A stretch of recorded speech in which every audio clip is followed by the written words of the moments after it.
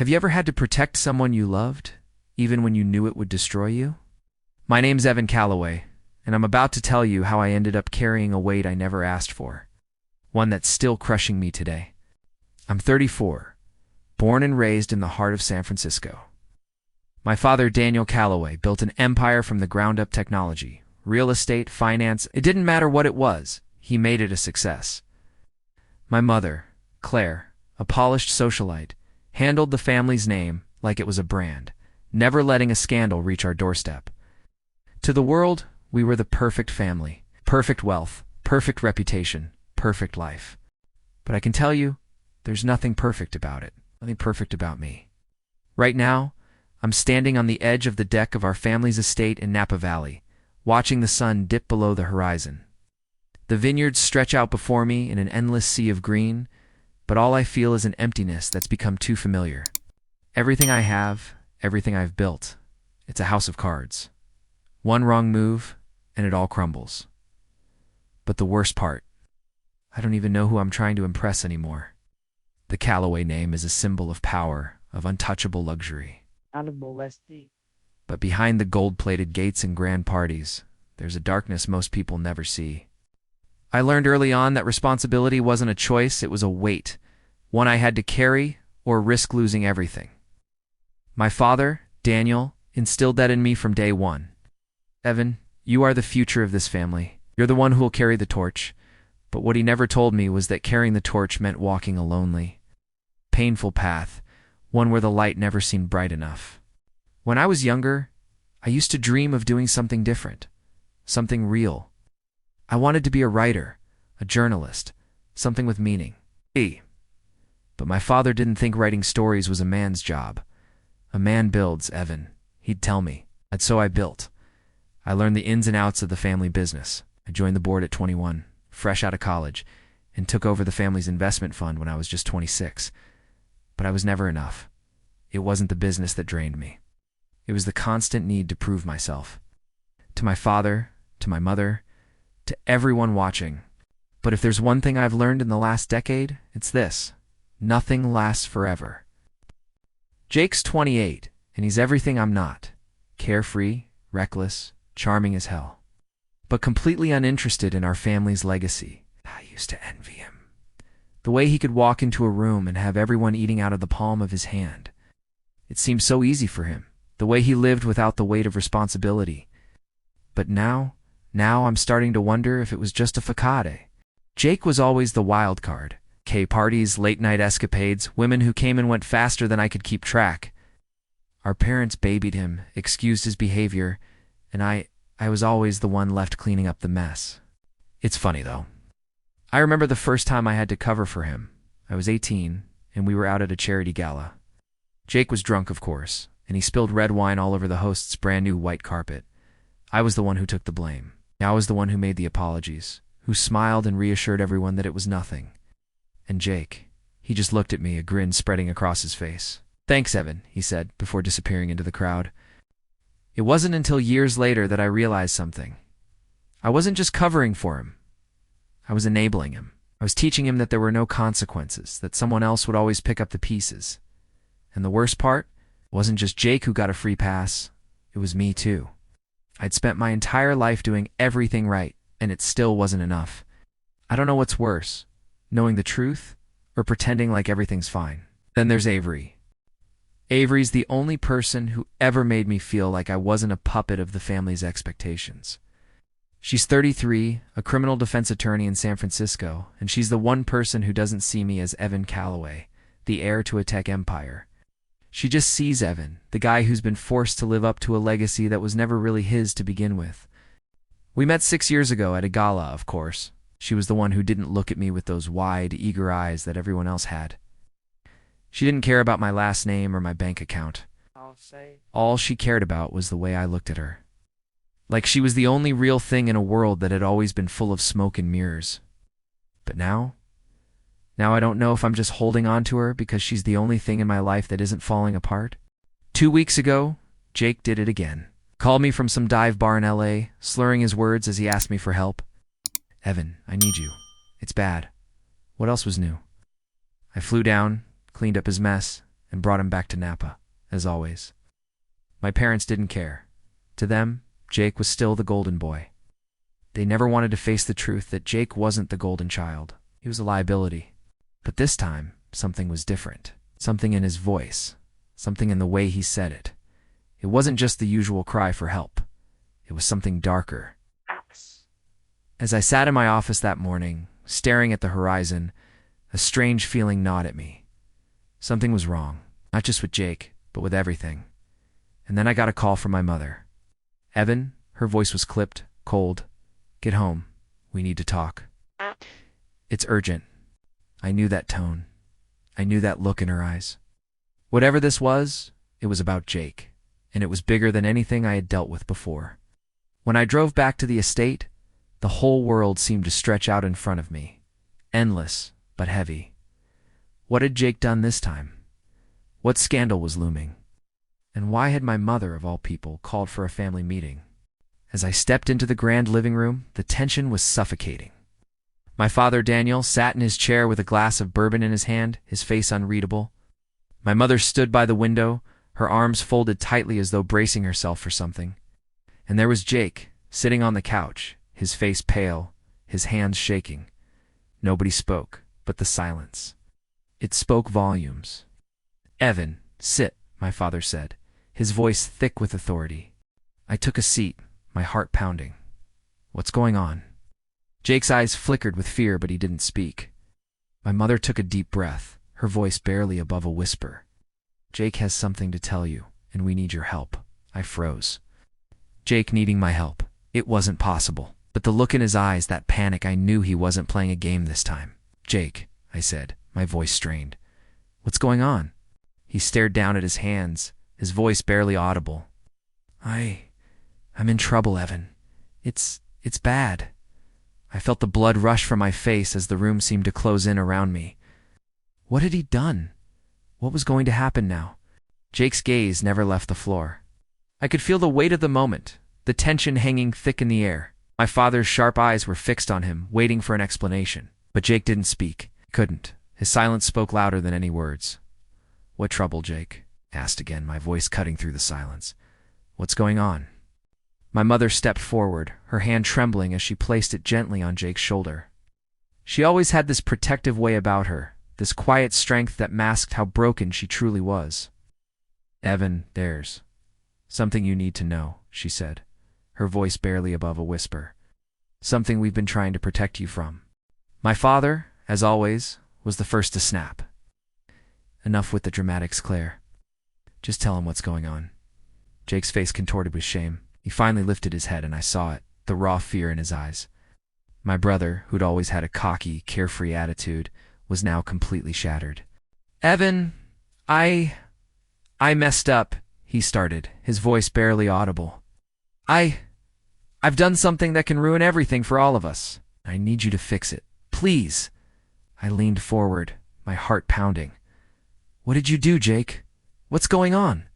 He swallowed hard, his eyes darting around the room as if he were searching for the right words.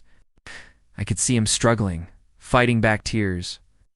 It wasn't like him to show vulnerability, but this time, the weight of his actions was breaking him.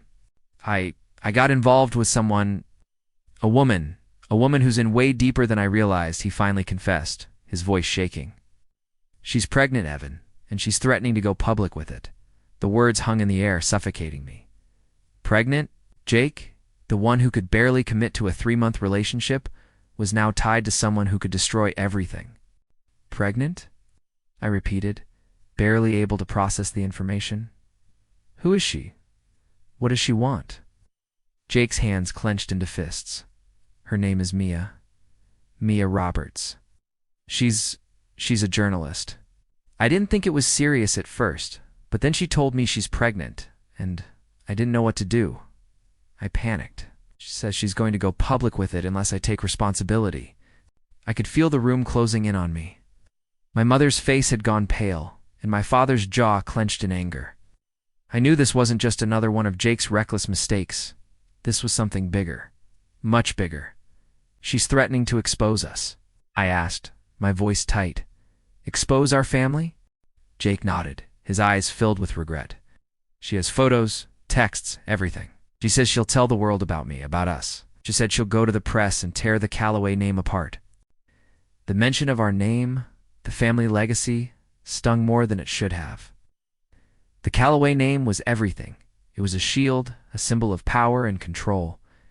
And now, it was at risk of being shattered by a woman Jake barely knew. "Do you even know if this is true?" I asked, my voice growing colder. "Is she really pregnant?" Jake hesitated, his face racked with guilt. "I don't know, but I think she is. She showed me ultrasound pictures, Evan. She told me everything, and she's making me choose. Either I marry her and take responsibility, or she exposes everything." I felt a surge of anger rise in me, but I kept it in check. My brother had always been reckless, but this was on another level. "What the hell were you thinking, Jake?" I asked, my frustration boiling over. "Can't just throw away everything for some woman who's using you. This isn't a game. This is your future. Our future." Jake's face contorted with emotion, his eyes welling with tears. I know, I'm sorry. But I'm asking for your help. I don't know how to fix this." I turned to my father, but his face was unreadable. For the first time, I saw a flicker of something other than disdain in his eyes. Concern, maybe? Fear? "Well, Evan," my father finally spoke, his voice low, but authoritative. "You're the one who's always been the one to clean up Jake's messes, so clean this one up too. We can't afford to let this ruin everything we've worked for." My stomach turned. I could feel the weight of my father's words pressing down on me. It was always me. It's always me who had to fix things. Always me who had to keep the Calloway name spotless. But for the first time, I wasn't sure I could do it. "This is more than just a mess, Dad," I said, my voice sharp. "This is a scandal. This could ruin everything, the company, the legacy. We can't just sweep it under the rug." My mother stepped forward, her face filled with a quiet resolve. "Evan, we need you to make this right. You're the only one who can keep this from spiraling out of control. You have to fix this. You have to get Jake out of this." I looked at Jake, his face a mixture of desperation and shame. I could feel his pain, but at the same time, I knew he had done this to himself. "You've put me in an impossible position, Jake," I said, my voice strained. "But I'll help you. I'll figure this out. I'll find a way to fix this. But you owe me. You owe me for this, because I'm the one who will take the fall for everything." Jake nodded, his face full of gratitude and guilt. "I know. Thank you, Evan. I swear I didn't mean for any of this to happen." I stood up, feeling the weight of the world on my shoulders. "I'll handle it," I said, my voice cold and firm. "But I'm not doing this for you, Jake. I'm doing this for the family. You'd better start acting like it." As I turned to leave, my mind was racing. What was I going to do? How was I going to fix this mess? The thought of Jake's irresponsibility and my father's expectation weighed heavily on me. My life was a carefully curated image, a life where nothing could go wrong. But now, everything was on the line. As I stepped out into the cold evening air, I felt a wave of uncertainty wash over me. I couldn't control what Jake had done, but I could control how I responded, and this time I wasn't going to let it break me. The next few days felt like I was walking on a tightrope, each step uncertain, each decision carrying the weight of everything that could go wrong. I couldn't afford to let the family's reputation slip. Not now, not after everything we'd built. But I also couldn't shake the nagging feeling that the truth, Jake's truth, Mia's truth was about to break free, and no matter how carefully I tried to manage it, things were going to get worse before they got better. I spent hours on the phone, strategizing with lawyers, public relations specialists, anyone who could help contain the damage. My father, as usual, was all business, no heart. "This isn't about morality, Evan," he told me one afternoon, his voice as cold and calculating as ever. "It's about control. You need to maintain control. We'll handle this, but you need to be ruthless. Do whatever it takes." I knew what he meant. He always said that in business, feelings didn't matter, only outcomes. But this wasn't just about a bad investment or a misplaced public statement. This was about lives, about families, real people who were going to get hurt in the process. But there was no room for sentiment now. The Calloway name had to remain unscathed, even if it meant sacrificing everything in the process. The phone call with Mia Roberts came the following day. I arranged to meet her at a discreet cafe in the city, away from the prying eyes of the media. She'd agreed to meet with me, to discuss her options, but I knew what she wanted. Control, power. The leverage that came with holding a secret like that over someone's head. When I arrived, I spotted her immediately. She was sitting at a corner table, a steaming cup of coffee in front of her, her eyes scanning the room as if she were the one in control. Mia Roberts wasn't just any woman. She was a journalist with connections, someone who knew how to use her position to get what she wanted. And she was about to bring my world crashing down.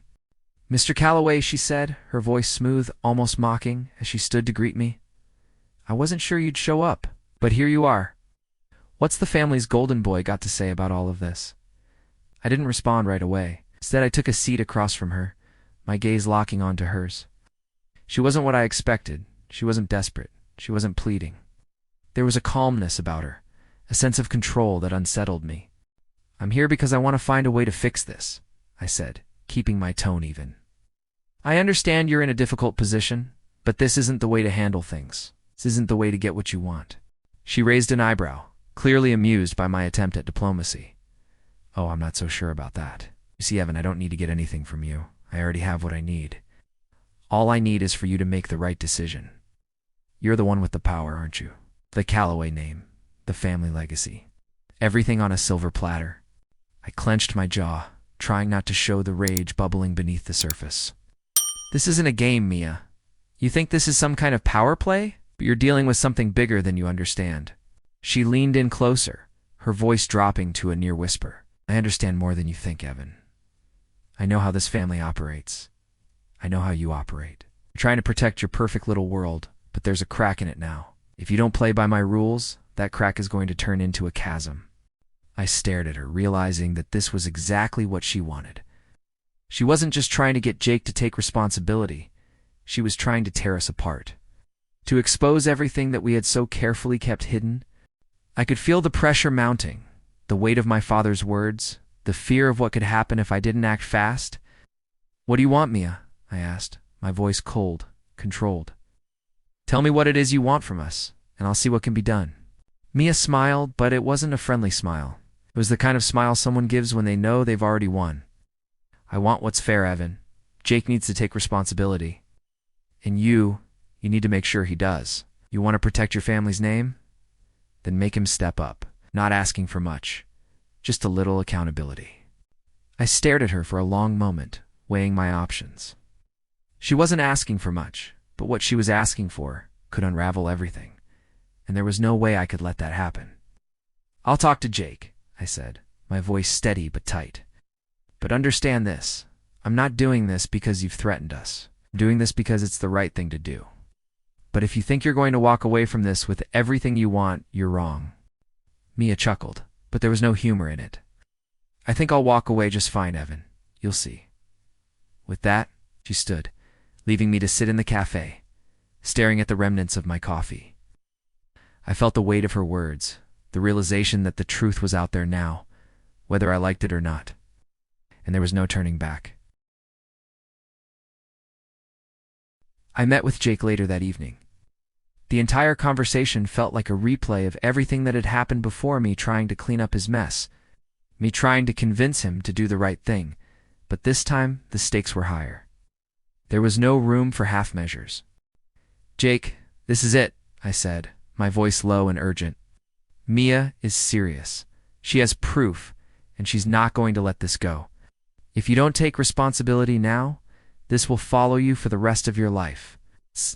It's not just about the family name. It's about your future, your reputation. This could ruin everything." Jake slouched on the couch, his face a mask of exhaustion and regret. "I don't know what to do, Evan. I'm scared. I don't even know if I'm ready for this. I don't know if I can handle it." "You don't have a choice," I snapped. "Can't run away from this, Jake. You never could. You have to face it. You need to step up and do the right thing, or everything we've worked for will crumble."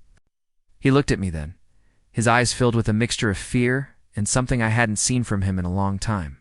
Responsibility. Okay, I'll do it. I'll fix this.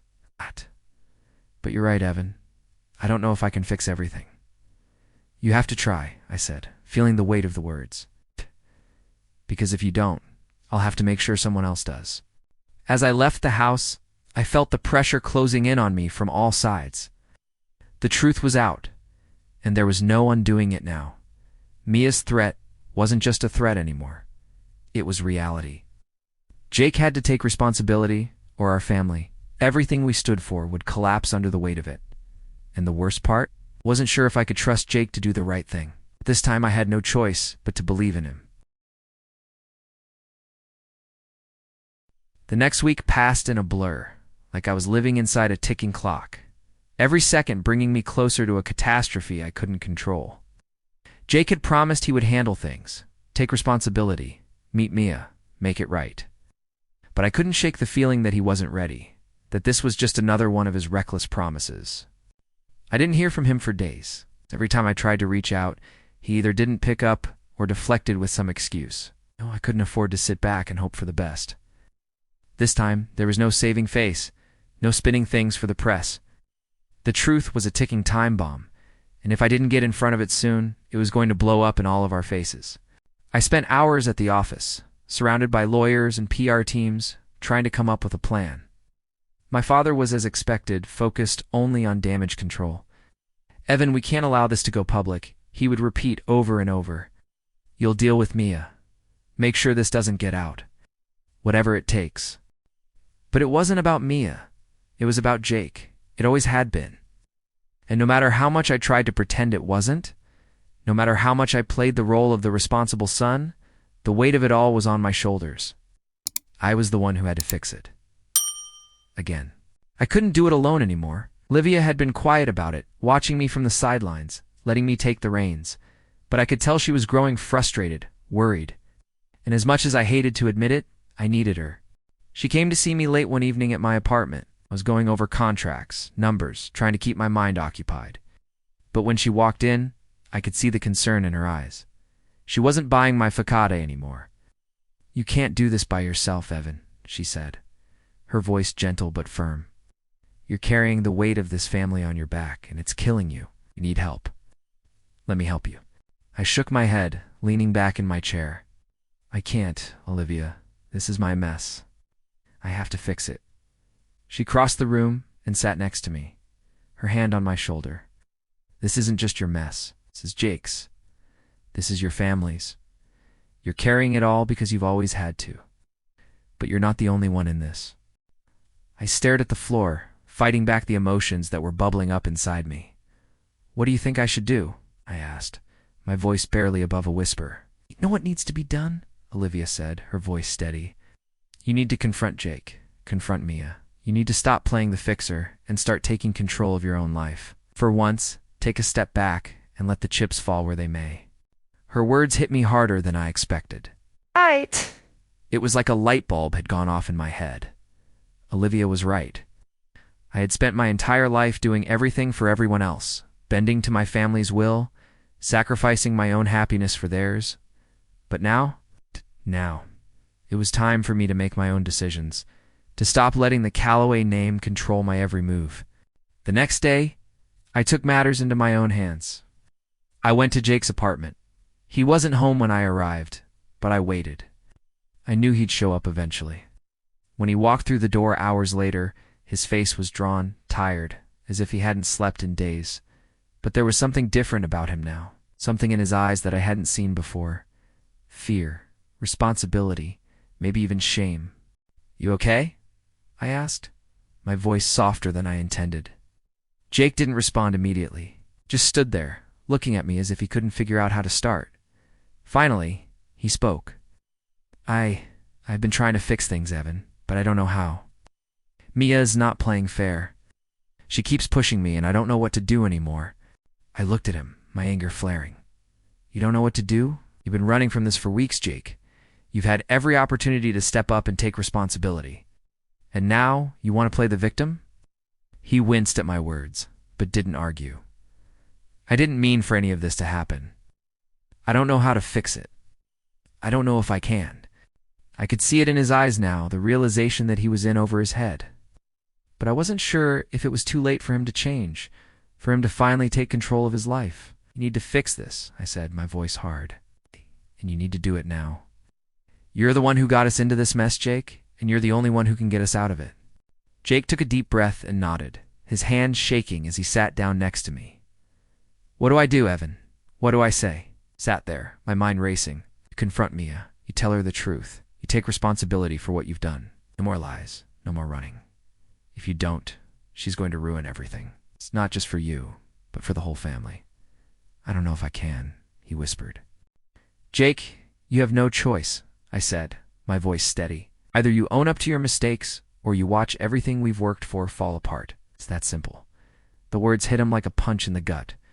For the first time in a long time, I saw him look at me with something other than defiance or anger. There was fear, real fear. I'll do it, he said finally. I'll talk to her. I'll fix this.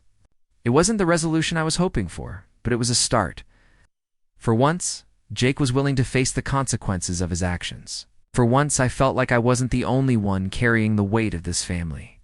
But as I left his apartment, I knew the battle wasn't over. Mia wouldn't just go away. And no matter how much Jake tried to make it right, the damage had already been done. The following evening, I got a call from Jake.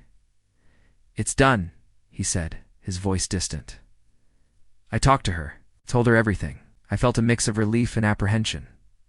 What happened? She's agreed to stay quiet for now, but she wants more. She wants a settlement. A lot of money. She says she's going to keep the media quiet, but it's not going to be easy. I ran a hand through my hair, feeling the pressure starting to mount again. How much does she want? Jake hesitated before answering. $500,000. I stared at the phone in my hand. $1 million. It wasn't about the money, though. It was about control. Mia knew that if she kept pressing, she could break us. I wasn't sure if this was the end of it, or if it was just the beginning of something worse. But one thing was clear. We were in too deep now. $500,000. That was the price Mia had set. A sum that could buy silence, or at least delay the inevitable storm she was threatening to unleash. As soon as Jake mentioned the amount, I felt the walls of the Calloway empire begin to close in on me. The legacy we'd built, the life I'd spent my whole career managing, was teetering on the edge of a cliff. One push, and it would all fall apart. The conversation with Jake left me uneasy. $500,000 wasn't just money. It was a symbol of the kind of power Mia now held over us. The question that kept running through my mind wasn't about the money. It was about what would happen if we gave in. If we paid Mia off and kept the scandal under wraps, what kind of people would we become? Would it be worth it? But Jake was desperate. And I had learned long ago that when Jake was desperate, he didn't think clearly. I wasn't about to let him make the same mistake he always did, try to buy his way out of trouble without facing the consequences. That night I couldn't sleep. Every time I closed my eyes, I saw the same image, the Calloway name crumbling. Not just because of Jake's mistake, but because of the lies we'd been forced to tell to cover up for him.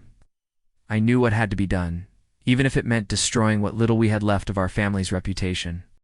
I called Olivia in the middle of the night, needing to hear her voice. She answered groggily, but there was a calmness to her tone that always steadied me. "Evan?" she whispered. "What's wrong?" "I'm not sure what to do," I said. The frustration thickened my voice. "Jake's made this worse, Olivia. It's not just the money. It has us by the throat. And if we give in, I don't know how far she'll take this." Olivia's silence stretched between us, but then she spoke, her voice firm. "Evan, you can't buy her silence. You know that? You've always been the one to clean up everyone else's messes, but this is different. Jake needs to face the music. The truth is the only thing that can set this right, no matter how painful it might be." I rubbed my eyes, trying to push away the exhaustion settling in. "I don't know, Olivia. I'm trying to protect everything, the family, the legacy. But it feels like everything I do just makes it worse." She paused for a moment, as if carefully choosing her next words. "You've been living for other people, Evan, for your father, for your family, but this is your life, your decision. If you keep protecting them, keep covering for Jake, you're going to lose yourself in the process. The truth has a way of coming out, no matter how hard you try to keep it hidden. So maybe it's time to stop running from it." Her words hit me like a freight train. She was right. The truth always found a way to surface, even if it took years. I couldn't keep hiding behind lies, behind the perfect image we'd worked so hard to create. The next morning, I made a decision. I couldn't let Mia dictate the terms. I wasn't going to hand over a single penny. Instead, I was going to confront her directly. It was time to bring this all to a head. I called her, setting up a meeting in a quiet hotel suite in the city. No more games, no more pretending. If Mia wanted to make this a public battle, I was ready to face the consequences for all of us. When I walked into the room, Mia was sitting by the window, her back to me, a glass of wine in her hand. She turned slowly, her expression neutral, but there was something almost predatory in her eyes. "Evan," she said, her voice as smooth as ever. "I was wondering when you'd show up. I didn't waste any time. Mia, I'm not here to play games. You want money, you want control, but that's not going to happen. I'm done letting you hold our family hostage." Mia's smile didn't falter. "You think you have control, Evan? You think you can just sweep this under the rug? You know better than anyone that this won't just go away? If you don't do what I want, I'll expose everything, and that includes your precious legacy." I stepped forward, my voice cold. "You've been threatening us for weeks, Mia, but you're not going to control me. I'm not paying you a dime, and I'm not letting you use Jake's mistakes to tear us apart." Her expression shifted, the cool confidence slipping just slightly. "You're making a huge mistake, Evan. I've got all the proof I need. The press will eat this up. You think you're protecting your family, but all you're doing is digging a hole deeper." I took a deep breath, trying to steady my nerves. "You're right about one thing. This could all come out. And it probably will, but not on your terms. Not like this. If you want the truth to come out, then fine. But I'm not going to let you control how it's done. You'll go public, but it will be on my terms. And if you don't like that, we'll see you in court." Her eyes flickered with something. Surprise, maybe? I didn't care. I wasn't backing down. "I'm done letting you manipulate this situation. Jake is going to take responsibility for what he's done. But we're not playing by your rules anymore." Mia stood up, walking slowly toward me, her heels clicking sharply on the polished floor. "You're making a big mistake, Evan. You think you're the one in control, but this isn't over. Not by a long shot." I met her gaze unwavering. "It's over when I say it is." She looked at me for a long moment, and for the first time, I saw a flicker of uncertainty in her eyes. But she quickly masked it with a sneer. "We'll see about that," she said, her voice tight with barely contained fury. And with that, she turned and walked out of the room, leaving me standing there, knowing that the real battle was just beginning. As I left the hotel, I felt the weight of my decisions settle on me. I had taken a risk, a dangerous one. But in that moment, it felt like the only way forward. I wasn't going to be controlled by fear or by Mia's threats. I was going to take control of my own destiny, even if it meant tearing down everything that had once seemed so perfect. But as I sat in the back of my car, the reality of what I had done started to sink in. There was no going back now. The storm was coming, and I had no idea how much damage it would do. The only thing I knew for sure was this: I had to face the consequences no matter what. The Calloway name might never be the same again, but it was time for me to stop living for other people, time to live for myself. The days that followed felt like a hurricane swirling around me. Mia wasn't backing down. I could feel the pressure building, knowing she had all the ammunition she needed to destroy everything. But there was something else, something I hadn't expected: the silence. Jake kept his distance, and so did my parents. It was as though they were waiting for me to fix this, again, without ever acknowledging the toll it was taking on me. Every phone call felt like I was fighting a battle on my own. Olivia, though, had been my rock, and I clung to her more than ever. "I'm proud of you," she said one night, her voice soft as we sat on the couch in our apartment, "for doing the right thing." "I don't feel proud," I said, the words heavier than I expected. "It's not over yet, and I'm not sure I can win this." She kissed me on the cheek, a rare gesture that always felt like a lifeline. "You're doing everything you can, Evan. The truth has a way of coming out, but that doesn't mean you have to hide from it. You've faced it head on, and that's something." I wished I could believe her, but with each passing day, the feeling of impending doom grew stronger. Mia had already called in some favors, leaking small pieces of the story to the press. The media vultures were circling, waiting for the first real crack to appear. Then one morning, the crack came. The story broke, headlines blared: "Calloway heir and scandal." alleged secret love affair and hidden pregnancy. I could feel my heart drop into my stomach as I read the articles. The pictures of Jake and Mia plastered all over the front pages. There was no denying it anymore. The truth was out there, and it wasn't just a small blip in the news cycle. It was an inferno. I tried to keep my composure, but I knew I was losing control, losing everything I had worked for. The family reputation was in ruins, and no matter what I did, it felt like there was no going back. I called Mia, but she didn't pick up. I wasn't surprised. The press was her new audience now, and she didn't care about anything else. As the days dragged on, I felt the weight of it all pressing down on me. The walls of the Calloway estate, the marble floors, the high ceilings, it all felt like a mausoleum, a place where everything that had ever mattered to me was dying. My father's cold disapproval only made it worse, his silence louder than any criticism he could give. The next family meeting was inevitable. My mother called me early in the morning, her voice strained. "You need to come home, Evan. It's time to face the music." I could tell from the tone in her voice that the facade was crumbling for her too. The perfect image of the Calloway family was gone. We were no longer invincible. When I arrived at the estate, the atmosphere was thick with tension. My father stood in the library, arms folded, his eyes sharp, but not in the usual way. There was something in them, disappointment, maybe even a hint of regret. My mother was by the window, gazing out at the sprawling grounds, her expression unreadable. She turned to face me as I entered, her eyes filled with unshed tears. It was rare for her to show any sign of weakness, and seeing her like this made the reality of the situation hit me harder than ever. "We have to talk about Jake," she said quietly, her voice barely above a whisper. I nodded, bracing myself. "I know." "Do you realize what this has cost us?" my father snapped, his voice low but full of fury. This mess has shattered everything. And where are you? Trying to fix it like you always do." "But this time, Evan, this isn't something you can fix." I wanted to snap back, to tell him that it wasn't just me trying to fix things, that it was Jake's fault, that it was his recklessness that had put us in this position. But I didn't. I stood there, silent, absorbing his words, because for once, I knew he was right. "I don't know how to fix this," I said quietly, my voice thick with frustration. "But I have to try, for the family, for all of us. Fix it." "You can't fix this, Evan. You can only manage the damage," my father replied coldly. "And this damage? It's too big. It's beyond saving." My mother finally spoke, her voice quieter, but more forceful than I had expected. "Evan, I know you've always tried to protect this family, but sometimes protecting the family means letting go of the things we've built. Letting go of the idea that we can control everything."